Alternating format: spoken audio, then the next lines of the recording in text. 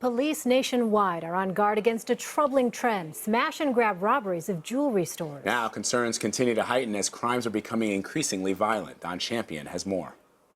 The crimes are brazen, dangerous, and as Bert Coban learned, devastating. It's not easy to recover a big hit like that. In the middle of the night, smash and grab thieves got away with about $2 million worth of jewelry from his New Jersey store last year. Jewelers showcases their lifetime savings, basically.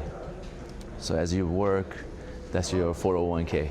Most smash and grabs happen during business hours, even in crowded malls. The number of cases soared 77% last year. Losses totaled more than $77 million. John Kennedy is president of the Jeweler Security Alliance. It provokes violence. It provokes shooting. It provokes, you don't know who's going to shoot. You don't know who's going to swing that hammer. Just weeks ago in Houston, one robber held people at gunpoint while his partner grabbed jewelry. The cases are also becoming harder to solve. Often they're carried out by large traveling gangs. In February, the FBI arrested 17 people in Detroit. They're suspected in at least a half a dozen smash and grabs in the Midwest, Northeast, and the South. It's a smart strategy, right, to go commit a crime in Mississippi where nobody knows you. The Jeweler Security Alliance says store owners should take steps to protect themselves during this explosion in smash and grabs, including installing buzzers, high-quality security cameras, and laminated glass, which is harder to break.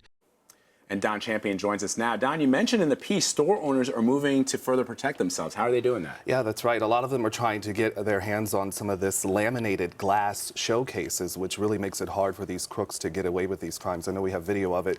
Basically, this glass cannot be penetrated by these sledgehammers and hammers that these crooks are going into these stores. Wow. Oh, snap. Look at So oftentimes what happens, as you'll see here, they get frustrated and they run out of the store to make sure that they do not get caught. This is an actual CCTV of these guys trying to do this. It's not like a marketing tool. Wow. Yeah, exactly. Boy, they gave up pretty quickly there. Yeah, exactly. And on the FBI front, they're definitely trying to get the word out about these cases. They've sent out over the past year several warnings to local law enforcement, telling them what to be on the lookout for. Also, jewelers are also getting better insured. Sadly, the guy who we profiled in the piece was not insured when he was hit last year by the smash and grab. Who are these criminals? Are these sophisticated gangs? I mean, what kind of methods are they using here? Yeah, well, we're told that while some of the people who are actually doing the smash and grabs are not sophisticated, many of the people who behind the scenes are doing the planning are. Oftentimes, investigators say they'll go to these stores and do some surveillance and act as though they're customers. Also, we're told that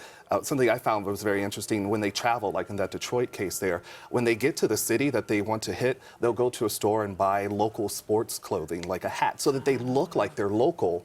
And that's a way that they're trying to avoid capture. And that fact really makes it hard for investigators to crack these cases because they don't know, they're not familiar with many of these criminals who are from out of town. And I know we showed a map there, but where are most of these crimes happening? Yeah, the FBI, in a warning that they sent out last year, said that they saw an increase on the East Coast. The Jeweler Security Alliance, though, said that they've noticed an increase in states like California, Texas, New York, and Florida last year. And once again, these crooks are getting away with a lot more merchandise. In fact, in a case here in New York City last year, they got away with about $700,000 worth of watches. And I did ask, where is all this jewelry ending up? I was going to say, that was the next question. What happens It's the big mystery, but there are suspicions that a lot of it's ending up overseas or on the black market.